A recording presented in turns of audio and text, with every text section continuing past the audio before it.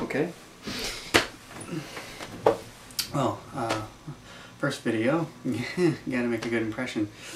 I figured since it's pretty close to Halloween, I decided to kick it off with a Halloween review.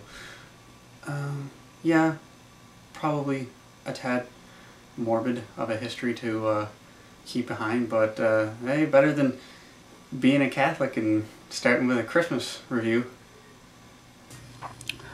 My Bloody Valentine is first on the docket. It was a low-budget Canadian horror film that was released in the wake of Halloween and Friday the 13th, and was one of the many that has been granted cult status among horror fans. Trying to get in with the slasher craze of the 80s, which later degraded into pointless sequels and 3D affairs, we find this seemingly bloodless slasher trailing at the back of the pack despite it actually being of better quality than messes like Terror Train.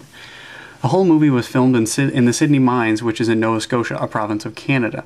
Apparently, after the director had chosen the Sydney Mines for the setting, locals heard about the movie production and spent $50,000 cleaning up the town. But the director picked the mines because they looked dirty and was forced to spend $75,000 of the film's budget putting it all back the way it was. Overall, the look and feel of the movie isn't much different than other slashers of the time, but the same can be said for any genre of movies in any decade. The dark atmospheres, the clinking music that lets you know when the killer is drawing near, and of course, a specific weapon, in this case, a pickaxe. What sets it apart is that it's on Valentine's Day. At this point, Christmas, Halloween, and the 13th of Friday had all been taken, so I guess they needed another occasion to make horrific, and why not Valentine's Day? All those people with their love, I think they do deserve to get their hearts cut out. And yes, hearts are cut out. At times, the movie can be drowned in cheesy dialogue, and the fact that 9 minutes of gore was cut from the final release to bring it down from an X rating to an R is kind of disappointing. Nowadays, it would only be PG-13 because, surprisingly for an 80s movie, it has no breasts, and the majority of swearing is goddamn or oh no. At times, you're expecting the killer to jump out, and when the girl tries to run away screaming and falls as she usually does in these movies, she'll yell whoopsie-daisy before she gets killed. But despite the lack of gore, boobies, and swearing we have come to expect from modern horror movies, it is still entertaining as one of the few Canadian-made films to hit the mainstream. Sadly, I couldn't find any clips from the movie to actually show you. I just had a few stills, but if you do feel so inclined to look it up, I'm sure you can find it in any video store. It's actually a pretty popular cult film. Up next on the docket, a movie that was meant to be the scariest movie in the world. And there's a pretty big emphasis on meant. Manos, the Hands of Fate, or when translated, Hands, the Hands of Fate. No lie. In 1966, a man named Hal Warren set out with a modest budget and local actors from El Paso, Texas, to make the scariest movie in the world. And oh boy, was he wrong. One of the first things you'll notice is the voices and the sounds don't seem to flow right.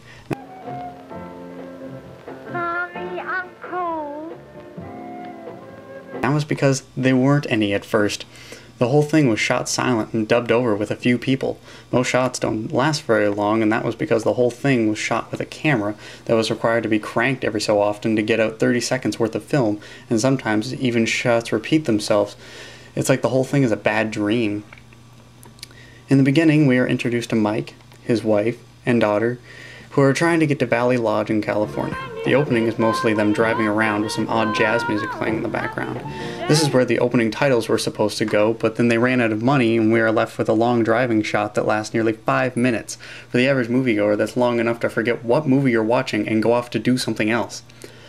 Well, after the driving sequence, which is only broken up once by the police pull them over for speeding, who are later seen hassling kids for drinking and making out, and then the scene also briefly entertains us when we realize that it goes in slow motion at one point. The characters arrive at a shack thing where a guy with fucked up knees and a speech impediment that would fit right in with Looney Tunes characters named Torgo tells them that they can't stay there. I am Torgo. I take care of the place while the master is away. And then happily carries their bags inside the house. I'll get the luggage.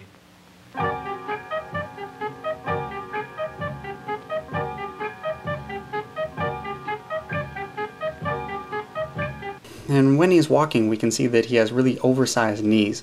This was a mistake by the actor because he was actually supposed to wear these prosthetic knees backwards, giving the appearance that his knees were bending backwards, but he had worn them that way for too long and there was too many shots that they couldn't redo it facing the right way, so they just had to roll with it. Our favorite family sees the picture of a man they assume is the master that the caretaker Torgo, or as it says on the back of my DVD copy, Togar, was talking about before. In this scene, a few shots repeat themselves. We see a weird painting of a guy and his dog, how touching, and then Torgo sneaks up on Mike for what appears to be no reason at all.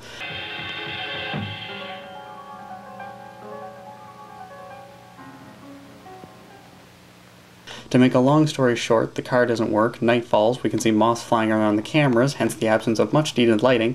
Togo tries to get sexy with Mike's wife, who for some reason is more forgiving than she should be, and the master is actually the leader of a satanic cult, where he has lots of wives that fight for a while.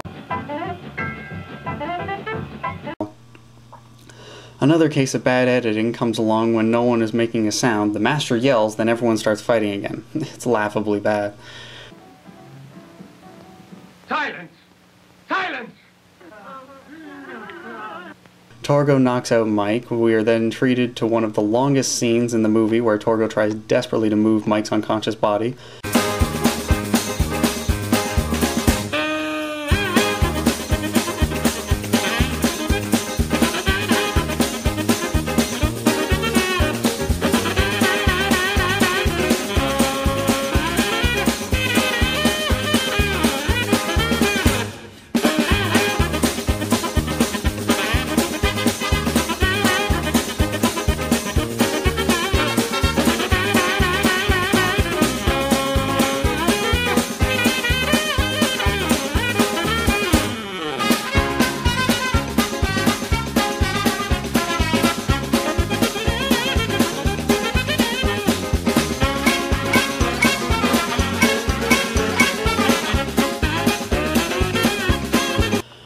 The master punishes Torgo for having rocked the Casbah with his comatose wives, and after he is violently massaged half to death, his hand is burnt off and he runs when before he could barely walk.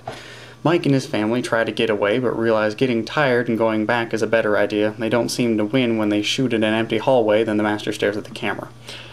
No one seated the last 10 minutes. We defy you to guess the ending and ask you not to divulge it. This was actually one of the taglines for the movie because I guess back then this was a big twist. We get another long-ass driving scene which ends with 2 more people coming across the house, except now Mike is the caretaker and his wife and daughter are wives to the master. I'm surprised someone would have watched the movie long enough to be able to divulge the ending. The movie is so fucking bad, I wonder why I subject myself to it time and time again. The jazz music soundtrack has become so irritating to me, it's like getting fucked in the ear with razor blades. The whole movie is one big mess, and it would take me way too long to sit down and go through it scene for scene, describing all the terrible editing. At times you can see people looking at the camera, and times you can see the clapper. It's just god-awful, and if you really want to go ahead and watch it, I suggest you find the MST3K version. At least then the jokes are there to make it flow a little better. One final point, Hal Horn was a fertilizer salesman, and he made the shittiest movie in the world. Now that's ironic. So there you have it, My Bloody Valentine and Manos, The Hands of Fate, my first 2 movies reviewed. This Wednesday I'm going to have a video game review up, Dead Space. So we'll see how that goes over, and hopefully people start watching, and thanks if you did.